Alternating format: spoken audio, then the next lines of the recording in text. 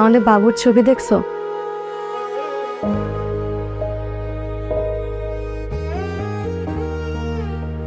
তুমি খুশি হও নাই?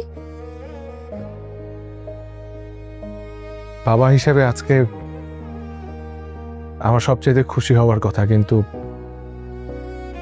আমি খুশি হতে পারতেছি না, কারণ আমার মাথার মধ্যে হাজারটা চিন্তা।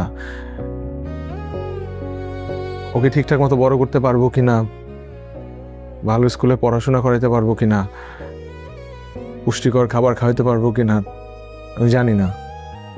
এর মধ্যে নাই আমার চাকরি, 4টা মানুষের সংসার যে কিভাবে চলতেছে আল্লাহই জানে। ওর যদি কোনো অযত্ন হয়, আমি এই জীবন রেখে কি করবো? আমার কাছে মনে হয় যে আহা, তুমি সব সময় বেশি চিন্তা করো। এত চিন্তা করার কিছু নাই, দেখবে সব ঠিক হয়ে যাবে।